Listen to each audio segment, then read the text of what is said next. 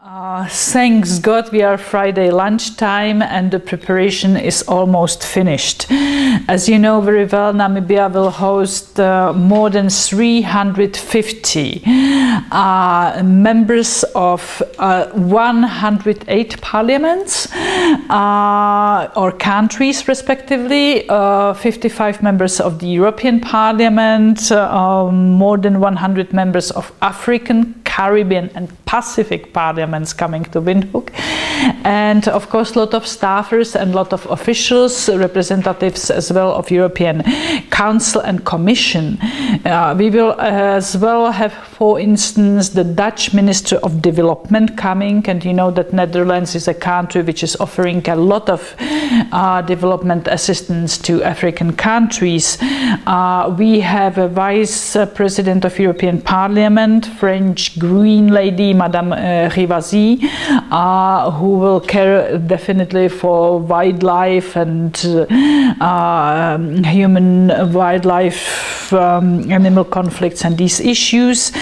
But we of course have excellent cooperation and collaboration with Professor Katja Vivi, Speaker of Namibian Parliament, and we have excellent cooperation with his team led by Jake Jacobs, former member of Namibian Parliament Jan de Waal, and I must put my thanks to Ambassador Kairem Bwende, Namibian ambassador to Brussels and Belgium. So we are one great team. Now the key topics will be Saturday it will be me and Professor Katja Vivi who will be introducing economic partnership agreements which are signed today. Sunday, this is a Namibian sunshine highlight because we will have together with Namibian University of Science and Technology presentation on solars, renewables, 3 parallel workshop, and we will have as well a huge event on Namibian conservancies. It is time for Europe to understand the importance of wildlife management and natural resources conservancy management, importance for Namibia, for Namibian people, for Namibian culture, but as well for Africa as such, because this is a showcase for many other African countries. On Monday then we will have the real official opening, and I hope I will not say some secret, but we hope that we will have His Excellency President of Namibia opening the event, then Namibian Parliament, European Parliament and African, Caribbean, Pacific Secretariat. And Monday afternoon, our Commission for Development, who is coming from Europe, bringing a lot of humanitarian and development assistance to the world, will be here in Namibia as well. Commissioner Mimica, coming from Croatia, and he will have the key speech in Monday afternoon. Monday evening, we will have a reception on renewables, inviting many people and many representatives from all the countries, and of course Namibia, as well as NGOs and CSOs. Tuesday, we have a statement on behalf of 28 European member states, represented by Dutch Minister of Development, as well as the statement from African, Caribbean, Pacific countries. And then Tuesday afternoon there is a keynote debate, the key of everything, and this is the future of post-Cotonou agreement and how we will do. We will only Africa, or Africa plus Caribbean, or Africa plus Caribbean plus Pacific. This is all to be seen, and this debate will be introduced by High Commissioner of Botswana, and so we are very pleased to engage not only Namibians but Africans as well. And on Wednesday, I think that the highlighting point will be 3 o'clock afternoon. Honorable Minister Kalesh Letvine, who will deliberate with all the members of parliaments on economic, trade and business affairs of the Southern African region. So there will be many highlights. It's on economy, it's on conservancies, it's on renewables, it's on politics, and we hope that we will get important resolutions, especially on our future, on Wednesday afternoon, and then we will be informing Namibian press and African press about what is the outcome of the meeting. The highlight is a strategic debate on the future of the key legal and framework of relations between African, Caribbean, Pacific and European countries. It's a strategic issue for all of us.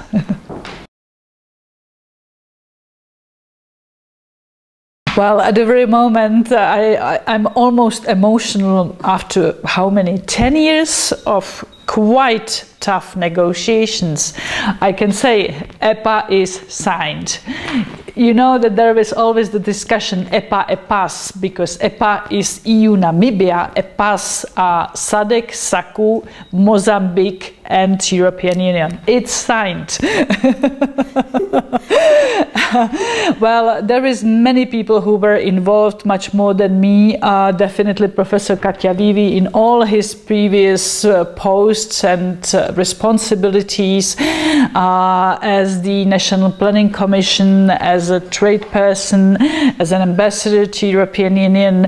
Definitely the thanks go to Honorable PS, currently from Minister of Environment and Tourism, Mr. Malan Lindeke, who was a chief negotiator.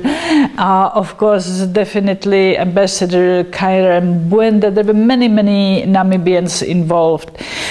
It was painful at certain periods of time because of course, Namibia has to Europe has to take on board Namibian specifics, and we did.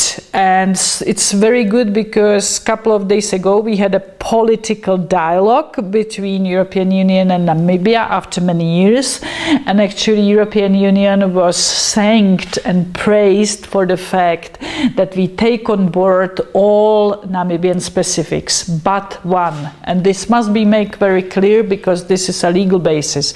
Everything but arms. As Cotonou says, everything but arms. So every single Namibian specifics we took on board. The only one which we did not is arms. What is important to say is that economic partnership agreement between European Union and Namibia is still asymmetric. While 100% of Namibian goods will stay going to European market duty-free and quota-free. So whatever you want to bring, you bring, and you will not be added not 10, not 20, not 30%, neither on beef, nor on grapes, and nor on fish, which is the most important three commodities.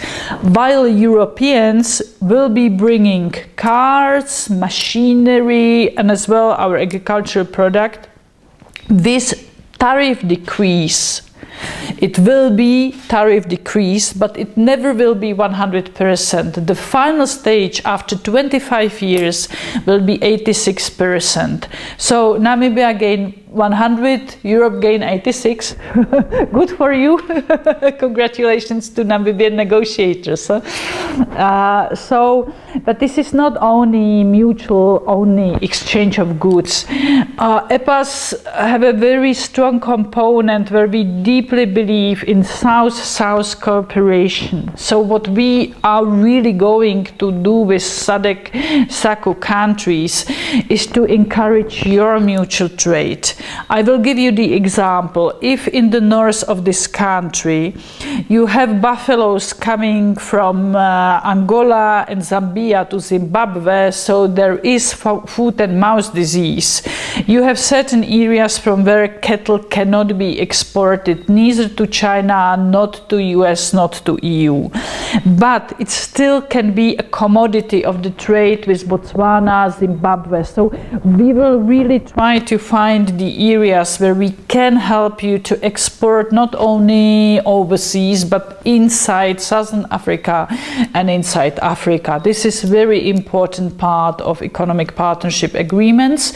The second thing, which sounds not that much for public, it's accumulation of origin, which basically says that if you assemble any commodity in Namibia with commodities from other African countries and you make the final product, it will be free of tariff even for those countries which are not part of EPAs, because there is a African accumulation of origin, which is a second, I think, quite an important thing.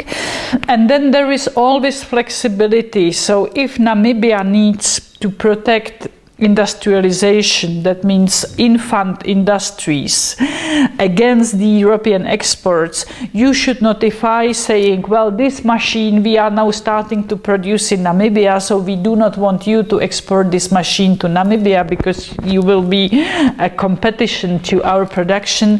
And then we will say, okay, we are supporting so-called infant industries of Namibia. So that much about EPAs.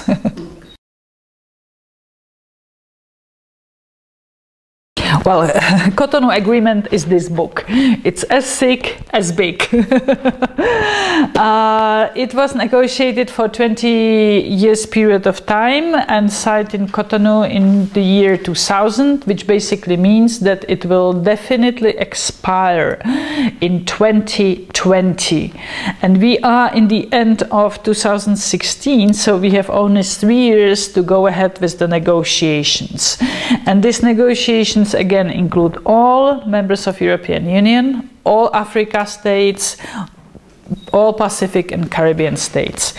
Now, this current agreement, it's a holistic agreement. It deals with everything from investment, trade, environment, terrorism, security, threat, whatever we can have in mind, rule of law. Definitely human rights is very important component. Everything is in it.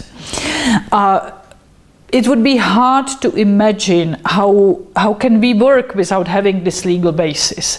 So everyone knows that there must be a next legal basis. Now, the discussion is, will it be 3 different EU-Africa, EU-Caribbean, EU-Pacific, or would it be still one agreement? And what is important to say, there was a meeting in Port Moresby a week ago, which Honorable Deputy Prime Minister of Namibia was representing the President of Namibia, and she made very clear that Namibia wishes to keep it ACP, African, Caribbean, Pacific, one big agreement. So most probably we will be going with one big agreement, which really starts with the politics. There is a very important part, so-called political dialogue, which allows us yearly to exchange all the information on International Criminal Court, on African Peace Facility, on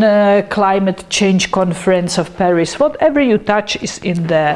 But for future, it's important that as well we Europeans would be able to put a synergy between our strategic relations with African Union and the future of post-Cotonou. So African Union and post-Cotonou, as well as SADC-SACU. So there is a little bit of politics involved, you know, what to make continental and what to make regional, how much to make it specific, how much to make it general. And of course, we have EPAs with West Africa, with East Africa, and with South Africa. So again, it's important how to put EPAs and how to put regional interest in the future of post-Cotonou agreement. But Cotonou agreement as such, it's a huge block from politics to human rights, to economy, to trade, to investment, to tourism and to security. What is as well clear after 20 years is that exactly peace and security are much more important for us nowadays. So there will be a lot of negotiations giving to African Peace Facility, giving to, for instance, Namibia contribution to the famous female battalion. But what is as well important very much is climate change. Climate change will be a prominent part of future negotiations, because we need to harmonize the Cotonou with the Paris process. We need to bring a balance between mitigation and adaptation, and we need to support African countries in their drought resilience. We don't need to speak about Namibia, it's very clear. I'm glad to announce that we finalized 3 days ago political dialogue between European Union and Namibia, and we all agreed that the relations in diplomatic terms are very cordial. What it means for public, very friendly. And it's really good because we can speak about everything and anything, and we spoke again about International Criminal Court, we spoke about human rights, we spoke about Namibian equity, economic empowerment, we spoke a lot about the Harambee plan, we spoke about visas, we spoke about working permits. So we have now dialogue on every single issue. We Europeans would like to invest more in Namibia. Namibians need certain conditions for investment. So we basically we don't have any single point of disagreement. On what we agree, we sometimes have to find how to do it so it's beneficial for both of us. But on what we are 100% in synergy.